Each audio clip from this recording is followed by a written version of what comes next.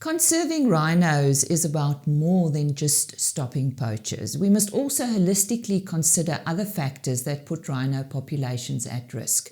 Joe Cloete from Shamwari Private Game Reserve share his insight on this today. Then Christine Leighton from Milk SA visits us in studio to talk about World School Milk Day. But first, the news.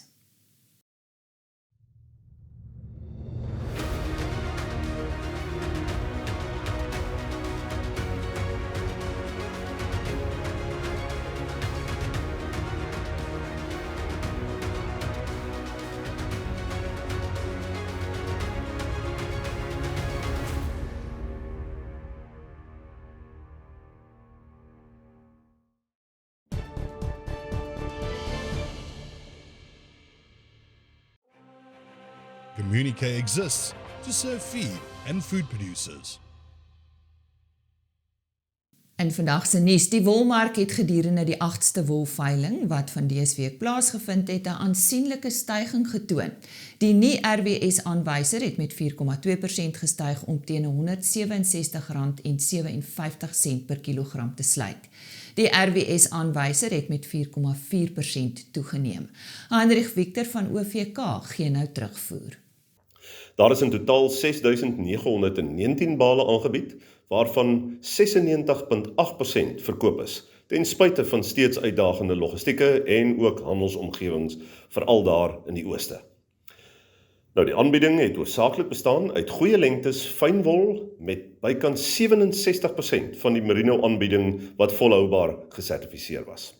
Lempreer het op hierdie veiling die grootste hoeveelheid bale gekoop, gevolg deur Standard Wool SA, Modiano en Tianyu SA. En so sê Heinrich Victor van OVK. Wingerdwerkers kan nou hul vaardighede aanlyn opskerp danksy die onlangse bekendstelling van 'n e-leerplatform vir die Suid-Afrikaanse wynbedryf. WineTech Menseontwikkeling het die aanlyn platform ontwikkel. Hul doel is om aan persone van reg oor die wynbedryfswaardeketting topgehalte opleiding in 'n eenvoudige en toeganklike formaat te bied. Dit is alles op 'n DVD-opleidingspakket geskoei, waarvan die 10 modules nou aanlyn beskikbaar gestel word. Dit sluit snoei, wingerdvestiging, stokontwikkeling, lowerbestuur, grondbestuur, identifisering van siektes en pla, besproeiing, bemesting, die oes van wyndruiwe en grondkunde in. Beerdkrag, tesame met onlangse hitte, het miljoene rande se skade aan aardappeloeste in Limpopo gerig. Daarby moes duisende rande per week aan ekstra diesel bestee word om tydens die onderbrekings krag aan pakhuise met kragopwekkers te voorsien. CT van der Merwe, hoofbestuurder van die Al3 boerdery en voorsitter van die reëlingskomitee van die Vivo Boerebemarkingsdag, beraam 'n verlies aan opbrengs by hul boerderye van sowat 4 miljoen rand. Die verlies is weens die onderbreking van besproeiing tydens beerdkrag. Dis dan vandag se nuus, maar bly met ons.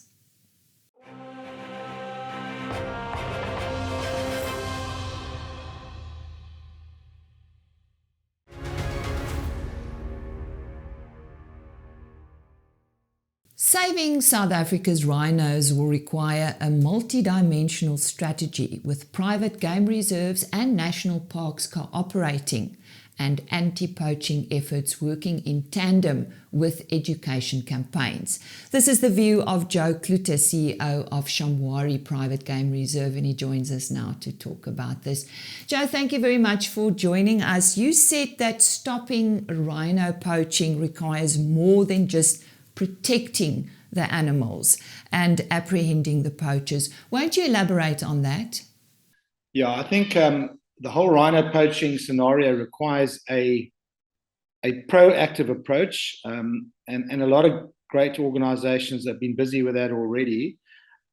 So, we want to prevent the poachers even getting to the various game reserves or national parks, wherever the rhinos do exist.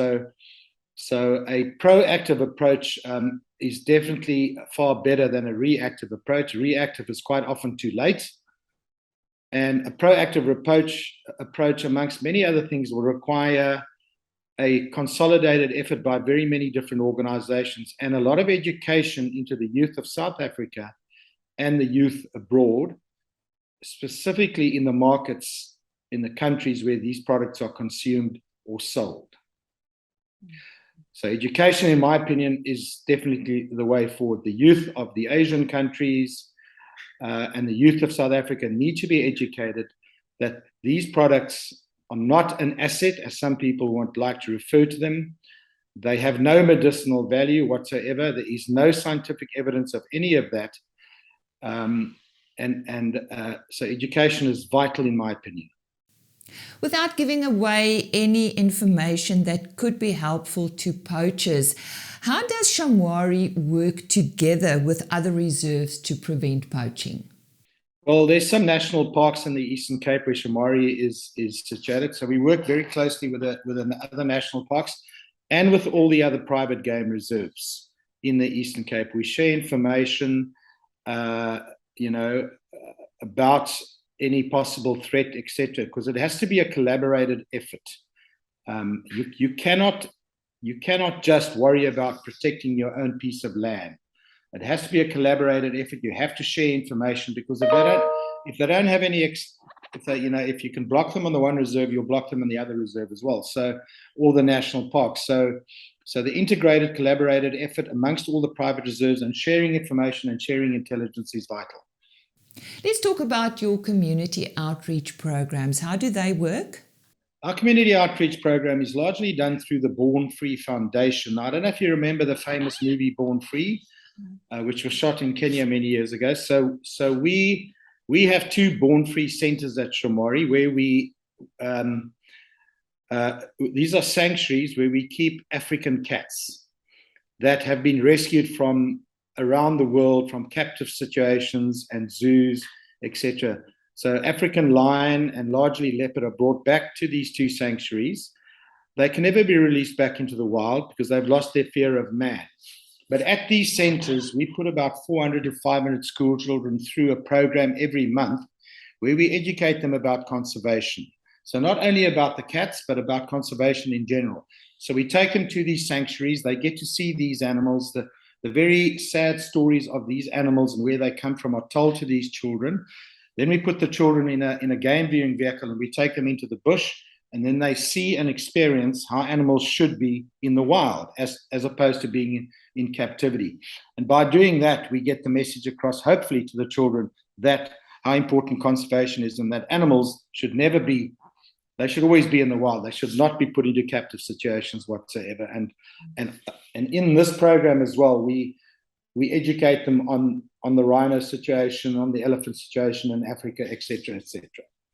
Other than these interventions that you have mentioned, what else do you think needs to be done to stop rhino poaching? Because it's such a complicated issue, governments need to get involved.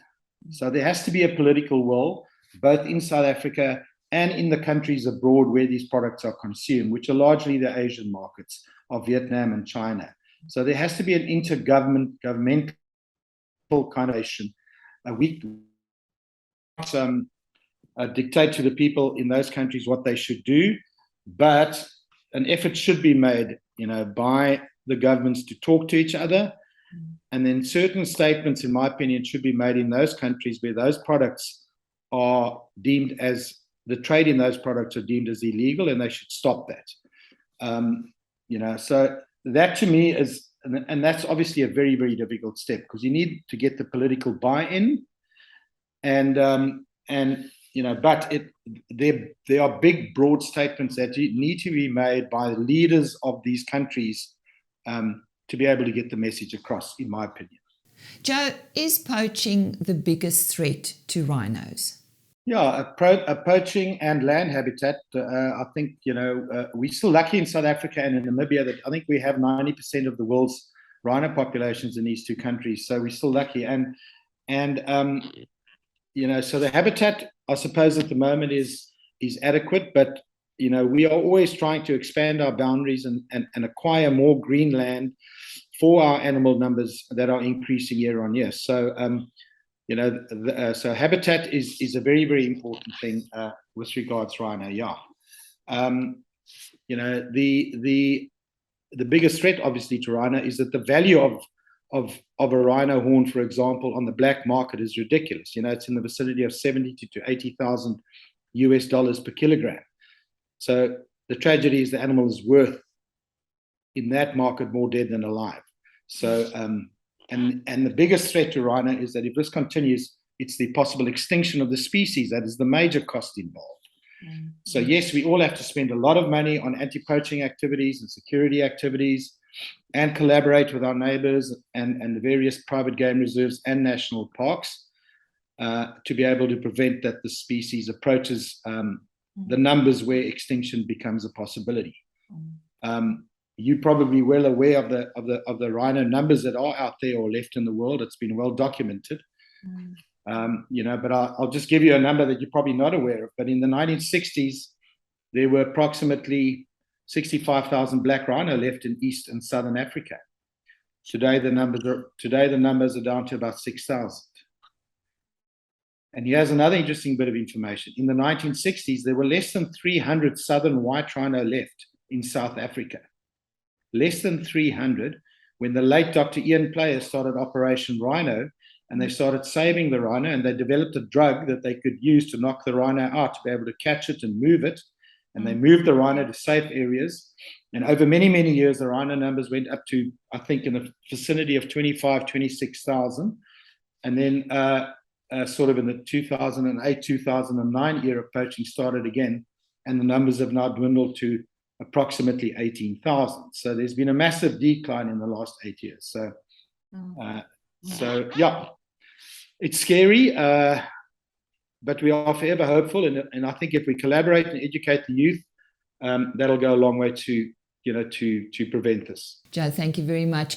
What is your view on the legal sale of some rhino horn to reduce demand? My view is that I'm dead against that. I think you're dealing with criminal syndicates here, whether they're dealing in rhino horn or elephant ivory or human trafficking or drugs. They are not going to sit around a table and expose themselves and negotiate a better price for the legal trade in rhino horn. It may, in my opinion, it may have a short-term effect, you know, but in the long term, you know, the poaching will come back, because at the end of the day, a criminal wants to get that product for nothing, for zero. They don't want to pay anything for it. So I don't carry the opinion that to dehorn the rhino is the right thing to do. They'll even kill the rhino for that little bit of stump that's left at the prices that I mentioned earlier. And they don't want to track the same animal again. So I'm dead against that. And that was Joe Cloete, the CEO of the Shamwari Private Game Reserve.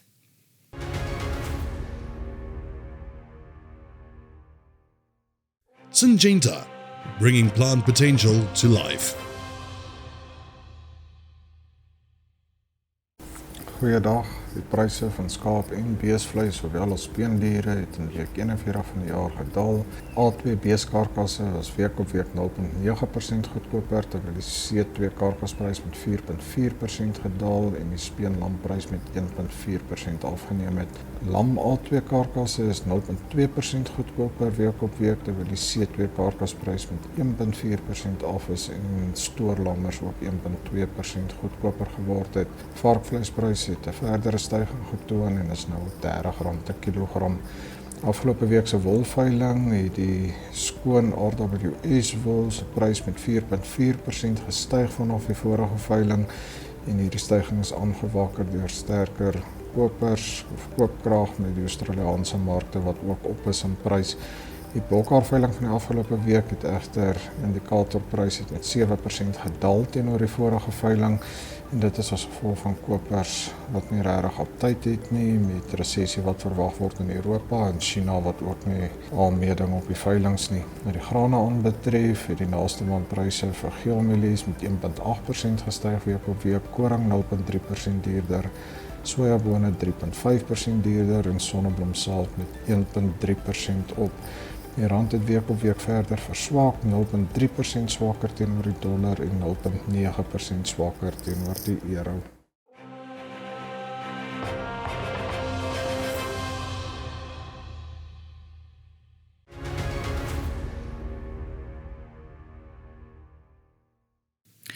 World School Milk Day is celebrated on the last Wednesday in September. Joining me now is Christine Leighton from Milk SA to talk about how South Africa celebrated this day. Christine, welcome. Can you tell us more about this day and how it is celebrated in South Africa? Yes, good morning. It is, as you mentioned, the last Wednesday. It doesn't always happen in that week, but it is the 28th, it was this year. And it is was initiated by the Food and Agriculture Organization of the United Nations. To acknowledge that dairy, we need a day to remind people how important dairy or milk and dairy products are in the life of school children. So the first one was celebrated in 2000. So we're coming almost 22 years already. And our project, the Consumer Education Project, also uses this opportunity to bring not only the importance of milk, but the educational messages behind milk and the reason why dairy is good for growth in children and their ability to learn, you know. So it is an important day. We do believe that milk is important every day of the child's life, but it also forms part of the school feeding schemes. Now, the school feeding scheme is when a child gets a meal every day, and we like to see in that menu that dairy also forms part of it, even if it's not every day, once a week at least in our country. Now, research has shown that if children get a meal at school, the performance is better, their attendance is better, their overall health is they're just more positive about it. So for us, it's very important to be part of this day. So what we do every year is we partner with the Department of Basic Education. Their National School Nutrition Program is obviously which provides the school feeding schemes. This gives our project quite a nice opportunity to reach many schools in the country. So just to go back in COVID, it was slowed down a lot. And what is wonderful about that is that it is moved online. Whereas in the past we were limited to the schools that the DBE identified, now we develop messages. So we do messages. Our message that every year is building better bodies with dairy. I think that's it, yes. And this year we introduced also a recycling competition. So let's just go back a little bit. So we partner with the Department of Basic Education because they have a reach all over the country, and now we can put it online as well. We don't just have to go to the physical schools. We've got our messages, and then we also involve the processors. So the processors on the day to bring the nutrition together with the food and nutrition really instills good habits in adolescents and children going forward. So we then partner with the processors and we ask them to supply us little dairy samples on the day of the celebrations.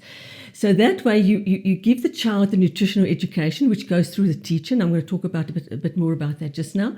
And then you bring the milk in. So it's like a highlight of the day. I don't know if you can remember when you were at school, the day some a company brought something to school, and it really is a highlight for them. So this year we went to a school in Stilfontein, and I'm not going to pronounce the name, but it was really a lovely celebration. And the children really go to town to make a little concert of the messages that we've shared with them. In addition to that, the DBE identifies quite a few other schools, and we reached 20 other schools with about almost 9,000 learners. So then we send to those schools, we send learning material, which is aimed at the teacher really, and it's caps aligned as well. And they then give the lesson, and we also arrange for the processors on that day to give milk out at the schools. So it really is a lovely celebration of bringing nutrition, bringing the importance of dairy, and it's celebrated not just in our country, obviously in many countries, it's become a global event. So, and we celebrated not just in Gauteng, it's a regional and national celebration. So yes, that was World School Milk Day this year, basically. Wonderful.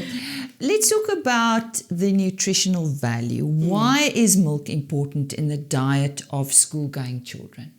Okay, so milk, as we know, is nutrient rich.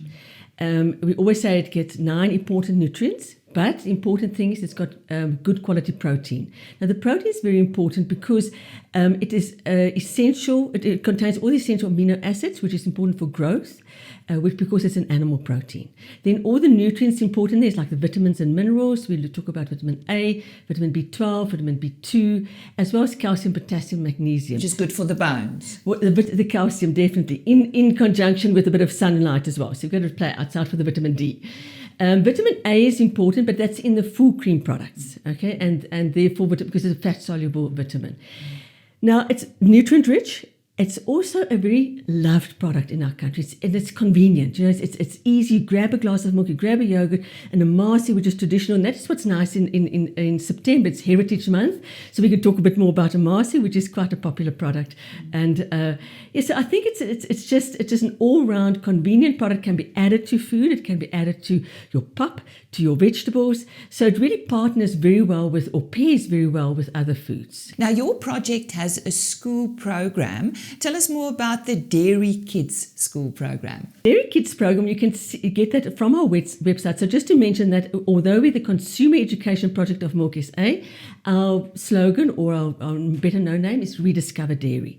Now, on the Rediscover Dairy website, you'll get the link to the Dairy Kids. This is also very mobile friendly, which is nice for teachers and so on, that they can also download and get all the information. There we focused on grade R to 3. We've got a booklet which is aimed at teachers, caps aligned, color coded. So if you're a teacher in grade R, you will know you have to work on the pink section. So if you're grade 1, maybe the yellow section. So that's easy for them. Because sometimes the same message is repeated in different years, but the content is maybe just a little bit more for the following year. So it's easy. It's also got a glossary. So difficult words sometimes like pasteurization. How does a child know that? And it's explained nicely in the booklet. Then we also have a learning material for grades actually 5 and 6. Although we say it's a senior phase, but dairy really only appears in grade 5 and 6. This is more on the guidelines for healthy eating. And there we look at the food-based dietary guidelines. And one of the guidelines is that have milk, mass, and yogurt every day. Because what I didn't mention just now, there are in our population 4 important nutrients that are lacking in the diet of most people. And this is vitamin A, calcium, and potassium, and that is provided by dairy. So the guidelines for healthy eating is then in the higher grades. Again, fact sheets that they can take home, posters for the teachers, and we've got a lovely video that explains the guidelines for healthy eating. All of it is on the website. And we're also very excited that now recently, as in almost now, we've just launched a whole learning material for consumer studies, grade 10, 11 and 12, where a lot of the non-communicable diseases are being discussed, and dairy plays a very important role in hypertension and obesity and all of that. So we'll take it into the higher grades as well. So if you go and look at dairykids.co.za, that's where you get the information from. Very briefly, is milk and dairy affordable? Yes, it's affordable. And the reason we say that is that if you're looking at the nutrient package you're getting, if you say you buy a glass of milk and you're paying, say, $350 or $400 if you had to work it out to a glass of milk, and you also buy, say, a soft drink for a similar price, you're getting sugar and water, whereas you're getting, even if you have flavored milk, which has sugar added to it, you're also getting all the nutrients I've mentioned, the protein, the vitamins, the minerals in that product. So it is an affordable product. It's an affordable protein, especially because it is, you can add a cheese. If you compare even the price of cheese or milk to something like meat, it is an affordable, as good as protein, and also an affordable product. Christine, thank you very much. Pleasure. There you have it. Milk is good for you and it's affordable.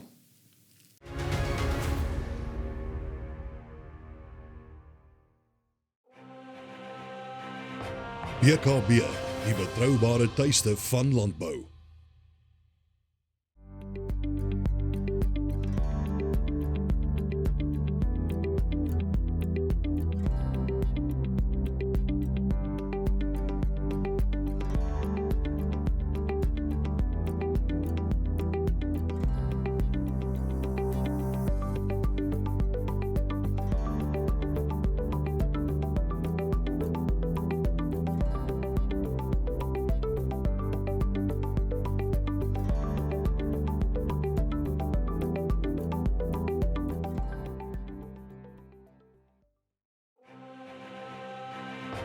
BKB, the trusted home of agriculture.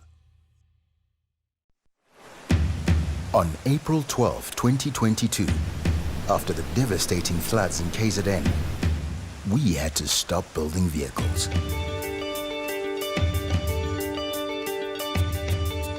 But we South Africans have a unique spirit, a spirit of resilience, a spirit of pulling together, a spirit to get us through anything.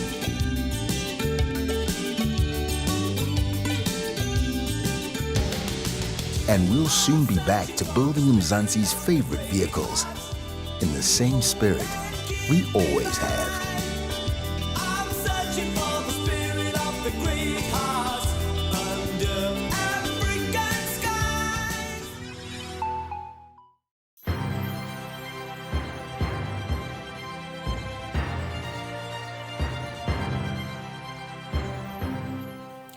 ARC National Platinum Bull Award sponsored by GMP Basic. This award category recognizes exceptional performance by both the bull and its dam. Besides boasting exceptional performance figures themselves, bulls can only qualify for this award if they were bred from an elite cow. This ensures the inclusion of traits of economic importance such as fertility and genetic growth ability. More than one bull per breed can be eligible for this award, although very few bulls qualify due to the stringent adjudication criteria. Eligible bulls must have received a gold merit certificate when they completed an ARC Phase C test, while its dam must have received her elite cow status during the year in which the bull received his gold merit award. Eligible bulls also had to complete their Phase C tests between 1 January and 31 December in the year preceding the awards event. Be sure to tune into Plaas TV on 23 November at 6 p.m. to see who will reign supreme in this year's ARC National Beef Performers Awards.